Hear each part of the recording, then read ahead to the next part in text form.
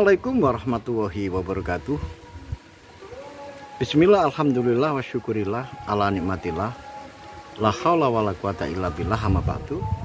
Pemirsa, ketemu kembali dengan Kilamang Putro. Salam budaya, warisan Nusantara.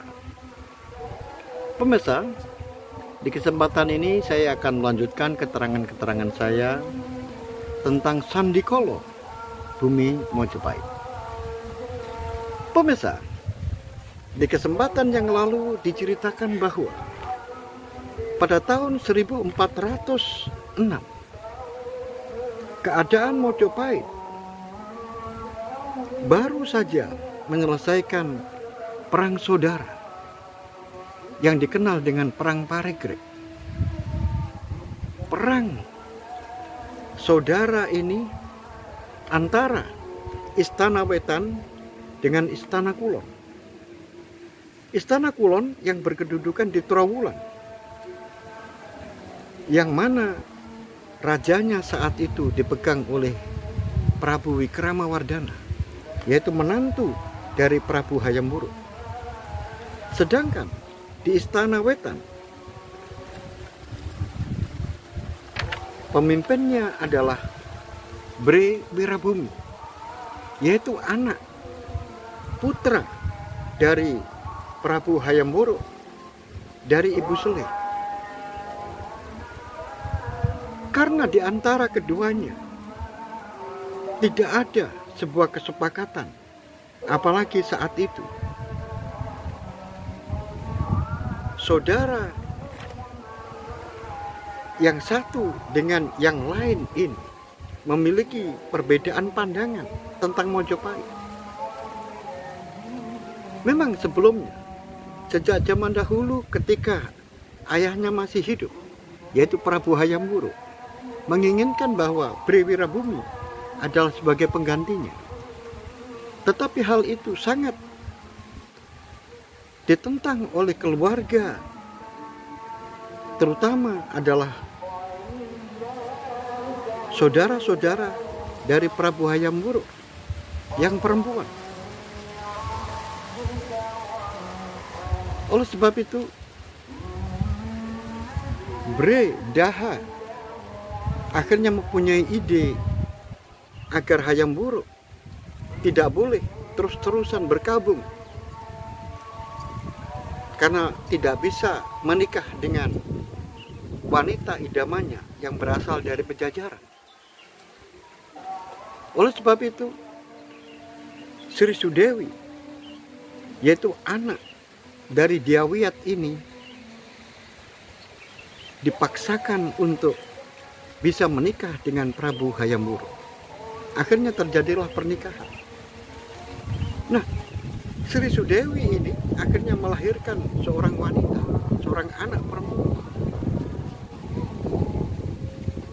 yang dikenal dengan Sekar Kedaton. Nah, Sekar Kedaton ini akhirnya dinikahi oleh saudara sepupunya sendiri yang disebut dengan Wikramawardhana. Nah, disinilah setelah Prabu Hayam Wuruk wafat, kemudian satu-satunya anak dari Permaisuri, yaitu anaknya Sri Sudewi, adalah seorang perempuan. Akhirnya penggantinya adalah putra, yaitu anaknya Sri Sudewi yang disebut dengan Sekar Kedaton. Nah, setelah Sekar Kedaton ini menikah dengan Wikramawardhana, setelah Hayam Wuruk wafat, maka yang menggantikan kedudukannya adalah Sekar Kedaton. Tetapi suaminya menggantikan kedudukan dari anaknya Hayam Wuruk yang perempuan itu. Akhirnya yang menjadi raja adalah Wikramawardhana. Hal itu sangat ditentang oleh Bre Wirabumi yang ada di Kedaton Timur. Apalagi dipicu anaknya Bre Wirabumi, yaitu Bre Lasem, tiba-tiba dicopot kedudukannya. Kemudian kedudukan Bre Lasem, anaknya Wirabumi, digantikan oleh Indu Dewi, yaitu anaknya dari keturunan Diahwiyah. Nah, oleh sebab itu, pemicu ini menjadikan perang yang tidak begitu berlarut-larut. Perang yang berkelanjutan hingga 5-6 tahun. Akhirnya berakhir 1406 dalam kemenangan di Kramawardhana. Diceritakan yang lalu bahwa pada tahun 1406 Laksamana Cheng Ho yang berangkat dari Cina untuk melakukan ekspedisi ke negara-negara Asia, maka mendaratlah di Simongan. Simongan itu adalah Semarang. Kemudian anak buahnya menyebar. Ada yang di Pagota, yang sekarang disebut dengan Jepara. Kemudian ada yang di Laosam, yang sekarang disebut dengan Lasem. Dan ada yang mendarat di Tuban. Nah, terjadilah kesalahpahaman. Karena Prabu Wikramawardhana memperkirakan kedatangan orang-orang Cina yang sekian banyaknya itu merupakan bala bantuan dari Wirabumi yang datang dari Cina. Oleh sebab itu, terjadilah pertempuran hebat antara angkatan laut Kerajaan Mojopahit melawan angkatan laut dari Laksamana Cheng Ho yang ada di Tuban. Setelah terjadi pertempuran laut yang luar biasa, akhirnya merembet sampai ke timur, yaitu menuju Dimrondong, Sedayu, kemudian merembet ke Gresik, sampailah ke ujung Galuh, yaitu di Surabaya. Pertempuran ini akhirnya diperintahkan oleh Laksamana Cheng Ho untuk dihentikan. Jangan dilawan. Karena memang misi dari Cheng Ho bukan ingin menundukkan negara-negara di Asia Tenggara. Justru malah sebaliknya, ingin menjalin persahabatan dengan negara-negara di Asia Tenggara. Oleh sebab itu, segera Cheng Ho mengutus utusan untuk menemui Wikramawardhana yang ada di Trowulan. Setelah itu utusan diterima. Dan saat itulah Wikramawardhana menyadari bahwa ini bukan musuh. Ini bukan tentara-tentara bantuan Cina untuk membantu Wirabumi. Tetapi ini adalah tidak ada hubungannya. Ini merupakan sebuah ekspedisi Cina untuk melakukan lawatan persahabatan dengan negara-negara yang ada di Asia. Nah, mulai saat itulah Cheng Ho kemudian diundang untuk menuju ke Trowulan. Maka berangkatlah Cheng Ho yang bermarkas di Simongan, Semarang, kemudian menuju ke Trowulan dan bertemu dengan Wikramawardhana. Setelah bertemu dengan Wikramawardhana, setelah Cheng Ho, Laksamana yang luar biasa hebatnya ini, melakukan sebuah pembicaraan yang mana tujuannya disampaikan di hadapan Wikramawardhana, barulah Wikramawardhana benar-benar melakukan kesalahan besar karena memerintahkan prajurit-prajurit Mojopahit untuk menyerbu kapal-kapal yang dibawa oleh Cheng Ho. Oleh sebab itu, pengakuan atas Wikramawardhana ini dipakai Cheng Ho untuk menekan Mojopahit mengganti seluruh kerugian yang diderita oleh Cheng Ho. Oleh sebab itu, pada tahun 1407 kembalilah Cheng Ho, dan kemudian ada utusan dari Mojopahit yang dibawa menuju atau menghadap Kaisar Yongle. Sesampai di Cina, utusan Majapahit ini mendapatkan sebuah keputusan dari Kaisar Yongle bahwa kesalahan Majapahit ini harus diganti dengan 60.000 tael emas. Setelah itu, Cheng Ho melakukan ekspedisi yang kedua. Yang mana ekspedisi Cheng Ho yang kedua ini berangkat dari Cina. Yang dituju adalah India dan Sri Lanka. Setelah kembali dari India dan Sri Lanka, mampirlah ke Majapahit karena mengantarkan utusan yang diutus Prabu Wikramawardhana ke Cina tadi sekarang dipulangkan. Dan dari utusan inilah kemudian mengetahui bahwa Majapahit harus membayar kerugian sebanyak 60.000 tael emas. Tetapi di hadapan Laksamana Cheng Ho, Wikramawardhana merasa keberatan dan minta sebuah pengertian karena Majapahit baru saja dilanda perang saudara yang sudah habis-habisan harta benda untuk membiayai perang itu. Oleh sebab itu, Prabu Wikramawardhana hanya bisa membayar 10.000 keping emas di hadapan Cheng Ho. Tetapi oleh Cheng Ho, dia sangat mengerti posisinya. Dia tidak mungkin menerima uang itu. Akhirnya Cheng Ho mengusulkan agar Majapahit mengutus kembali utusan untuk menghadap langsung ke Kaisar Yongle untuk menyampaikan 10.000 keping emas itu. Dan setelah dibawa utusan itu menuju ke Cina bersama dengan rombongan Laksamana Cheng Ho, akhirnya Kaisar Cheng Ho memutuskan menerima 10.000 keping emas itu dengan syarat yang 50.000 risikonya adalah Majapahit harus melindungi orang-orang Cina dan memberikan kebebasan orang-orang Cina untuk berusaha di kerajaan Majapahit, tidak boleh diganggu. Dan Majapahit punya kewajiban untuk menjaga keamanan dari orang-orang Cina. Dan itu kemudian setelah ekspedisi yang ketiga, utusan Majapahit itu kembali ke Jawa, diantarkan Laksamana Cheng Ho, dan kemudian Laksamana Cheng Ho juga ditawari untuk menerima uang 10.000 itu.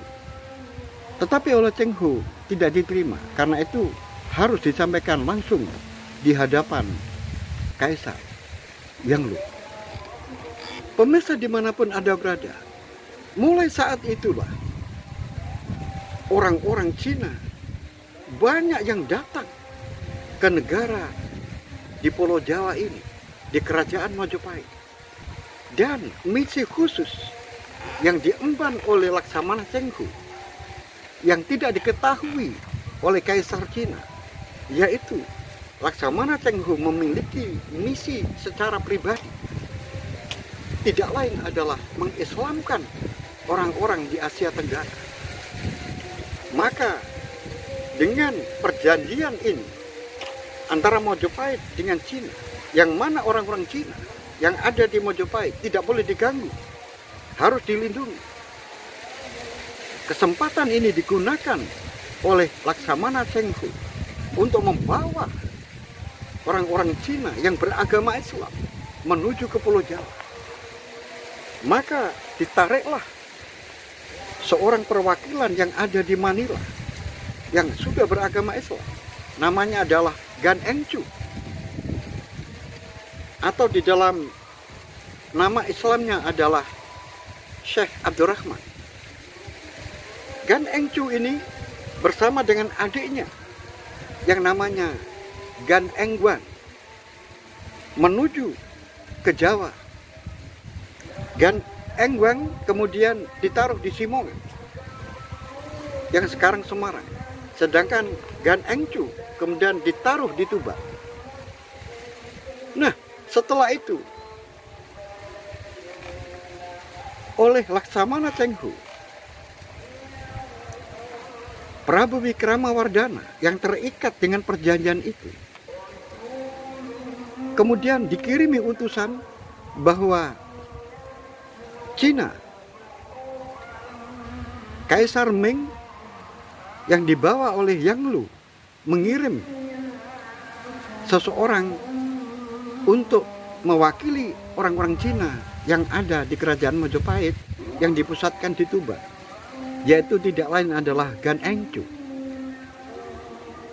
Tentu saja Prabu Wikramawardhana yang terikat oleh perjanjian itu kemudian menyuruh bawahannya, yaitu Lembu Suro, agar segera menjemput utusan perwakilan Cina yang ada di Tuban itu.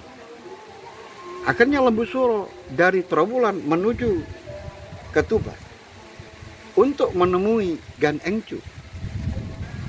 Tetapi sayang, Gan Engcu dan anak buahnya ini sudah turun dari kapal dan sudah diterima oleh Adipati Tuban, yaitu Adipati Haryo Adikoro.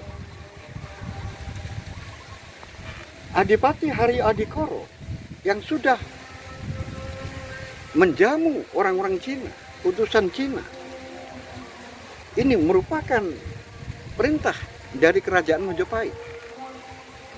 Tetapi orang yang diutus secara khusus menemui Gan Engcu untuk mengantarkan menuju ke Majapahit, yaitu Lembu Suro, ternyata tidak berani menemui Adipati Haryo Adikoro. Mengapa?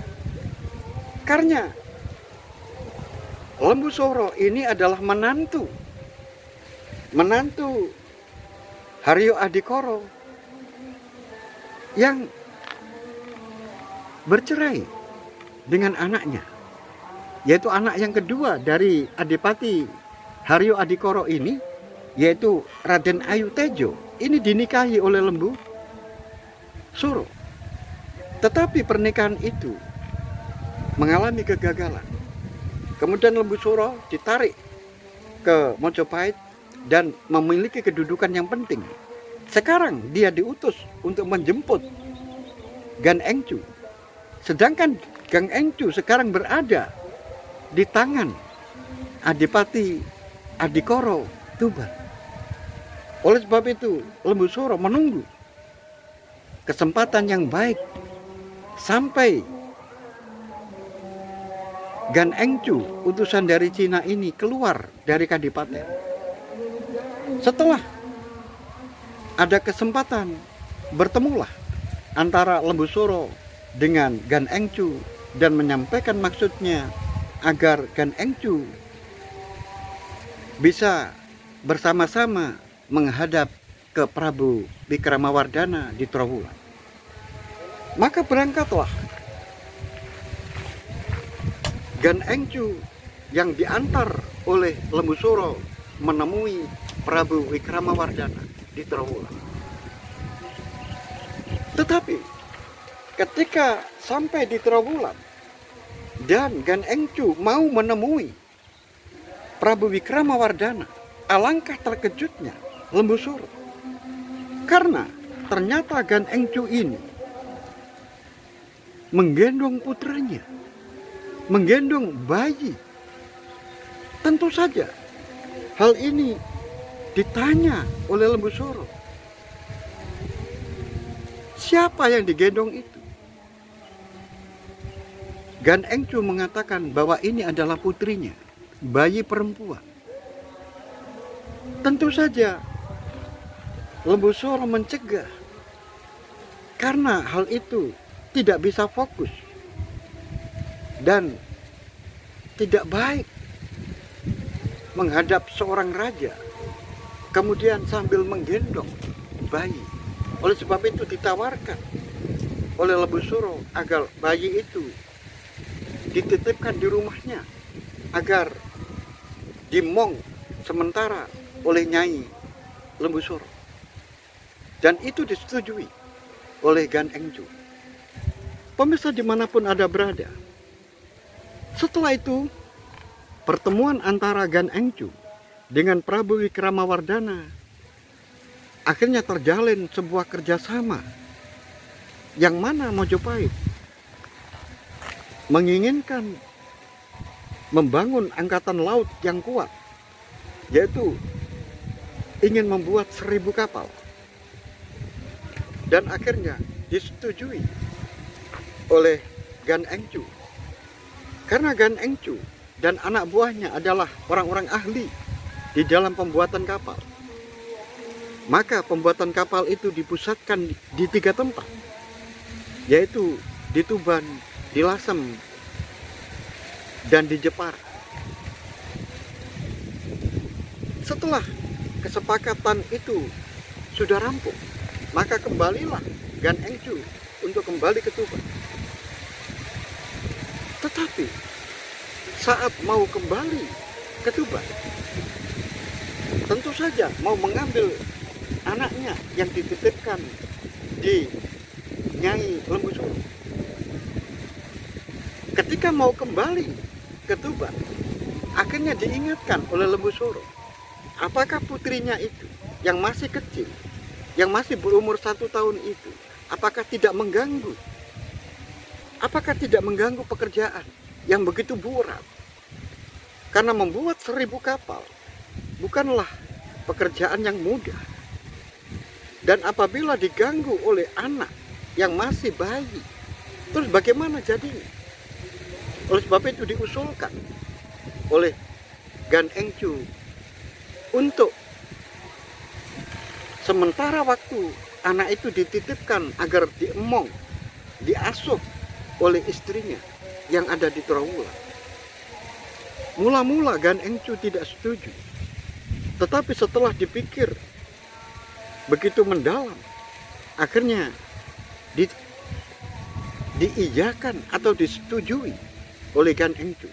Maka anak perempuan Gan Engcu yang namanya Dewi Manilo, yang masih kecil itu, yang masih berumur 1 tahun itu, kemudian dititipkan di Trawulan, diasuh oleh istrinya Lembu Suro bersama dengan keluarganya. Dan kemudian Gan Engcu kembali ke Tuban. Pemirsa dimanapun Anda berada, Gan Engcu akhirnya bertempat tinggal di Tuban. Tentu saja kedudukan Gan Engcu di Tuban bukanlah orang sembarangan. Dia adalah orang yang sangat dihormati oleh Bupati Tuban saat itu, yaitu Adipati Haryo Adikoro. Kemudian hubungan antara Adipati Haryo Adikoro dengan Gan Engcu yang sudah memeluk agama Islam ini, yang namanya saja Syekh Abdurrahman, dia adalah orang ahli di dalam bidang agama, yang berasal dari Nagor Cham atau Negoro Champa. Maka hubungan antara Adipati Tuban, yaitu Haryo Adikoro, dengan Syekh Abdurrahman ini atau Gan Engcu ini semakin hari semakin akrab. Dan akhirnya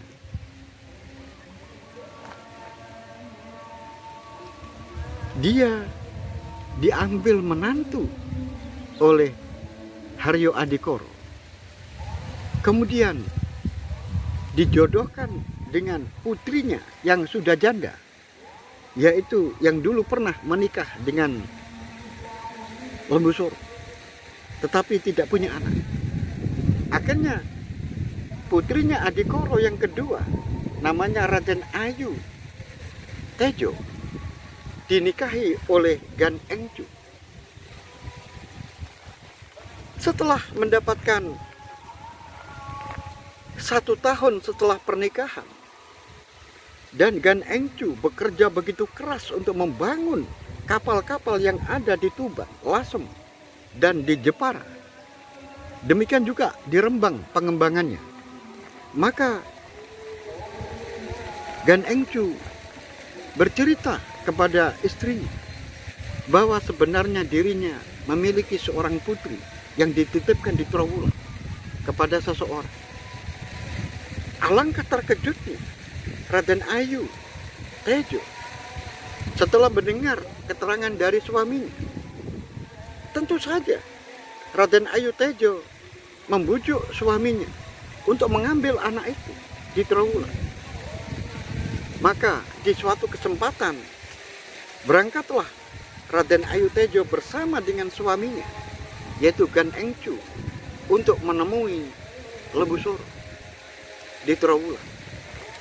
Setelah bertemu dengan orang yang dititipi putrinya, maka orang yang sangat terkejut adalah Raden Ayu Tejo.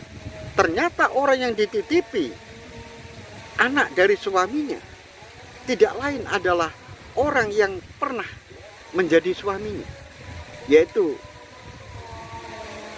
Lembu Soro. Oleh sebab itu, kedatangan Gan Engcu untuk mengambil putrinya ini, saat itu putrinya sudah berumur 4 tahun.